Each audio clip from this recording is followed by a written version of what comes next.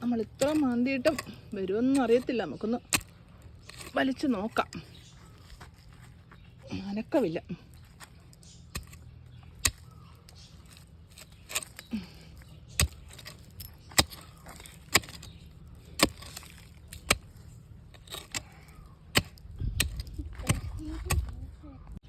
വലിയ കുഴപ്പമില്ലാത്ത ചേന തന്നെയാണ് നമുക്ക് കിട്ടിയത് കേട്ടോ. ഉണ്ടോ, ഇത്ര മുഴുത്ത ചേനയാണ്. വിത്താണ് ഈ കാണുന്നതൊക്കെ. കണ്ടോ, ചേനയുടെ ചെറിയ ചെറിയ വിത്തുകളാണ്. അപ്പോൾ അത്യാവശ്യം മുഴുത്ത ചേന തന്നെയാണ് നമുക്ക് കിട്ടിയത് കേട്ടോ. ഒരു ചേന കൂടെ ഉണ്ട്, അതുകൂടെ നമുക്ക് പറിച്ചെടുക്കാം. അപ്പോൾ അടുത്ത ചേന ഒരാൾ പറിക്കാൻ തുടങ്ങിയിട്ടുണ്ട്. കണ്ടോ, പറിക്കുന്ന ആളെ കണ്ടോ? വല്ലതും നടക്കുമോന്നൊന്നും അറിയത്തില്ല.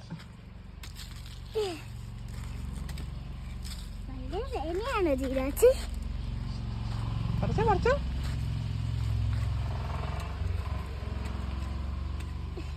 പറിച്ചോ, വല്ല നടക്കോ? എന്നാ പറക്കി.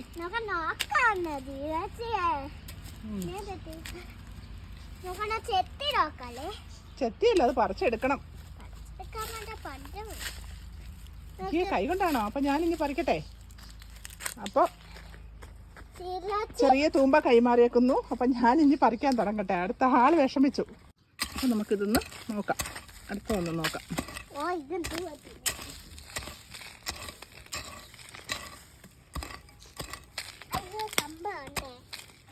വിത്തലും വിത്തൊക്കെ ഉണ്ട് കണ്ടോ, വിത്തൊക്കെ ഉണ്ട്. അതൊക്കെ ഒടിഞ്ഞ് വരുക.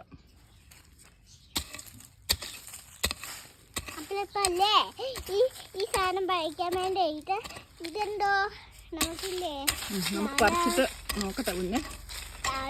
നമുക്ക് അടുത്ത വിത്തും കൂടെ ഉണ്ട്. അതിന് വെട്ടുകൊണ്ട് കണ്ട, അതിന് വെട്ടുകൊണ്ടേക്കുവാണ്. നമ്മൾ ഇത്ര ആക്കിയിട്ടുണ്ട്. ഇത് പൊങ്ങുന്നില്ല. ഇത് കണ്ടോ,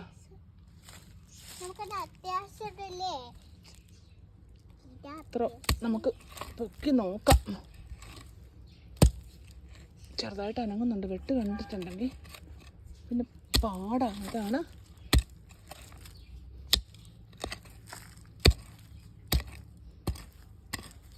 നമ്മൾ മാന്തി വെച്ചേക്കുവാണ്. ഒന്ന് പൊക്കി നോക്കാം. അതും കിട്ടി കേട്ടോ, അതും കിട്ടി. അത്യാവശ്യം വലിയ ചേന തന്നെയാണ് കേട്ടോ. കണ്ടോ,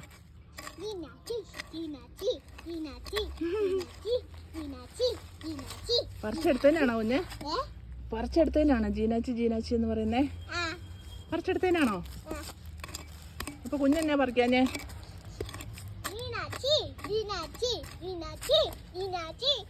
കണ്ടോ, നമുക്ക് ചേന പറിക്കാൻ പറ്റിയിട്ടുണ്ട്. നമുക്ക് 2 എണ്ണമായിട്ടാണ് ഇരിക്കുന്നത് കേട്ടോ. ഇത് കണ്ടോ, ഇതൊരെണ്ണം, അങ്ങനെ 2 ഇതായിട്ട് നമുക്ക് കിട്ടി ചേന. കണ്ടോ, ഇതിനെന്തോ ഇത് പറ്റിയിട്ടുണ്ട്. എന്നാന്ന് അറിയത്തില്ല. വേറെ കുഴപ്പമൊന്നും കാണുന്നില്ല. കണ്ടോ, അപ്പോൾ ഇത്രയും ചേനയാണ് നമ്മളിന്ന് പറിച്ചത്. 2 ചുവട് ചേനയാണ് പറിച്ചത്. ഇതൊന്ന്, ബാക്കി ഒരു ചുവടിൽ നിന്ന് ഇതും കൂടെ കിട്ടിയിട്ടുണ്ട്. ഇതെന്ന് പറഞ്ഞാൽ കണ്ടോ, ഇതാണേ. അപ്പം നമ്മളിത് മറിച്ചിട്ടിട്ട് ഇതൊക്കെ ഒന്ന് പറിച്ച് കളയണം. എന്നിട്ട് വേണം നമുക്ക് കഴുകി വൃത്തിയാക്കി വെക്കാനായിട്ട്. ഇത് നടാനുള്ളതാണ്. നടാൻ പറ്റിയാൽ നടും, ഇല്ല വേവിക്കാൻ തോന്നിയാൽ വേവിക്കും. വേറെയും ചേന നമുക്ക് ഇവിടെ ഇരിപ്പുണ്ട്. നേരത്തെ പറിച്ചതൊക്കെ ഇവിടെ ഇരിപ്പുണ്ട്. വേവിക്കാൻ തോന്നിയാൽ വേവിക്കും. ആരെങ്കിലും ചോദിച്ചാലും കൊടുക്കും. എന്ന് വെച്ചാൽ ചിലർ ചോദിക്കാറുണ്ട് ചേന ഇരിപ്പുണ്ടോയെന്ന്. അങ്ങനെ ഉണ്ടെങ്കിൽ ഞാൻ കൊടുക്കാറുണ്ട് കേട്ടോ.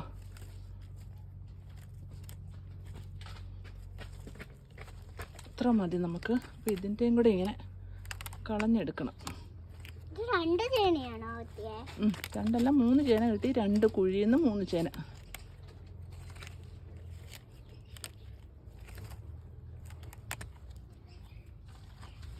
ഇതിനുണ്ട് അപ്പിടി വേരൊക്കെ.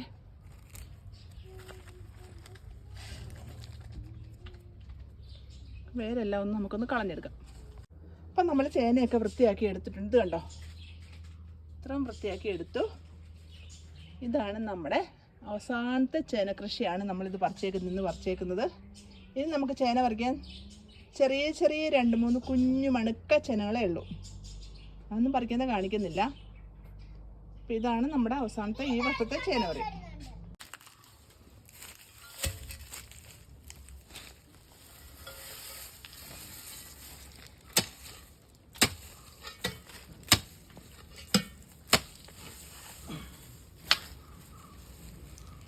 അപ്പം നമുക്ക് ചേനയുടെ കൂട്ടത്തിൽ തന്നെ ഇഞ്ചിയുടെയും വിളവെടുപ്പ് കൂടെ കാണാം.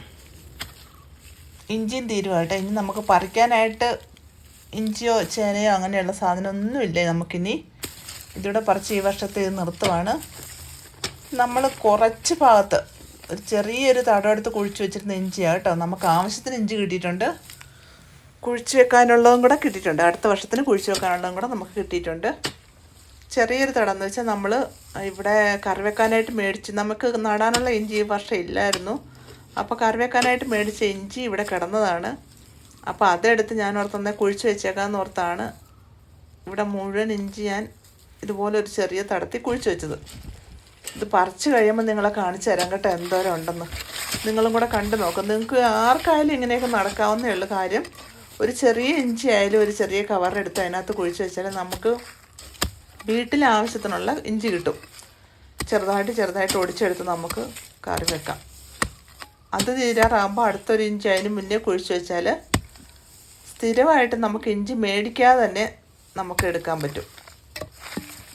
ഞാനങ്ങനെ കറി വെക്കാൻ മേടിച്ചിട്ട് വന്ന ഇഞ്ചിയാണ് ഇവിടെ ഇട്ടിരുന്നിട്ട് എന്നാൽ ഒന്ന് കുഴിച്ച് വെക്കാമെന്ന് ഓർത്ത് ഞാൻ ഇതുപോലത്തെ ഇഞ്ചി ചെറുതായിട്ട് ഒടിച്ച് ചെറിയ തടം എടുത്തിട്ട് ആ തടത്തെ മുഴുവൻ കുഴിച്ച് വെച്ച് ഇച്ചിരി ചാണകപ്പൊടിയും നമ്മുടെ കൊന്നപ്പത്തലിൻ്റെ ഇല ഉണ്ടല്ലോ അതും കൂടി ഇട്ടാണ് ഞാൻ വെച്ചിരുന്നത്.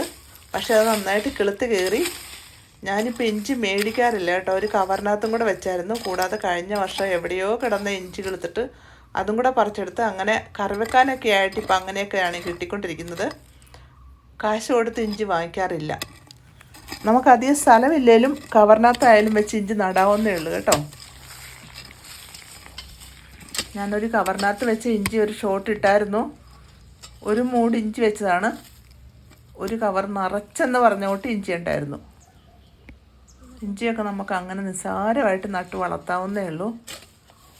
അധികം കാശ് മുടക്കാതെ നമുക്ക് ഇഞ്ചി കൃഷി ചെയ്യാവുന്നതാണ്.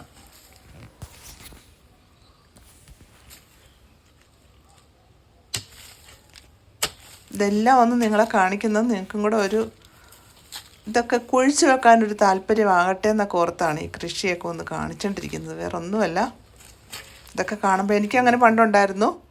ഇഞ്ചി ഇത് ഓരോ കൃഷി വിളവെടുപ്പ് കാണുമ്പോഴും ഇങ്ങനെ കുഴിച്ച് വെക്കുന്ന കാണുമ്പോഴൊക്കെ ഞാൻ ഓർക്കുന്നു, അയ്യോ എനിക്കൊന്ന് കുഴിച്ച് വെച്ചാൽ കൊള്ളായിരുന്നല്ലോ. ആദ്യം വാടകയ്ക്കായിരുന്നു താമസിച്ചിട്ടിരുന്നത്. ആ വാടകയ്ക്ക് താമസിച്ചപ്പോഴത്തേക്കും ഞാൻ ഒത്തിരി ആഗ്രഹിച്ചിട്ടുണ്ട് ഇങ്ങനെ ഇതൊക്കെ ഒന്ന് കുഴിച്ച് വെക്കാൻ പറ്റിയിരുന്നെങ്കിൽ ദൈവമേന്ന്.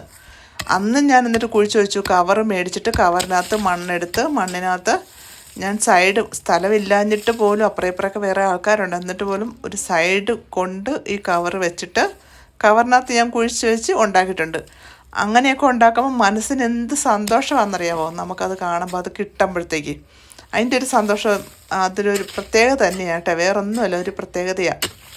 സ്ഥലമില്ല, വീടില്ല, കുഴിച്ച് വെക്കാൻ പറ്റത്തില്ല എന്നൊക്കെ പറഞ്ഞിരിക്കണവർക്ക് അങ്ങനെയൊക്കെ കുഴിച്ച് വെച്ചാലും നമുക്ക് ഉണ്ടാക്കാവുന്നതാണ്.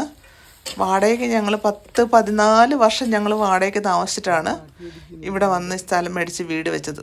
ആ 14 വർഷവും ഞാൻ കുഴിച്ച് വെക്കുമായിരുന്നു. ഒരു മെയിൻ റോഡ് സൈഡായിരുന്നു. എന്നിട്ട് പോലും ആ റോഡ് സൈഡിൽ ഞാൻ കുഴിച്ച് വെച്ചിട്ടുണ്ട്. ഞാൻ കപ്പ കുഴിച്ച് വെക്കണം കണ്ടിട്ട് റോഡിനോട് ചേർന്ന് ചെറിയൊരു തടം എടുത്ത് കപ്പ കുഴിച്ച് വെക്കണം കണ്ടിട്ട് എന്നെ കളിയാക്കിയിട്ട് വരെയുണ്ട് ആൾക്കാർ. എന്നുവെച്ചാൽ ആദ്യം എനിക്ക് കപ്പ വെക്കാൻ അറിയത്തില്ലായിരുന്നു. ആ കപ്പ ഞാൻ തലതിരിച്ച് വെച്ചു.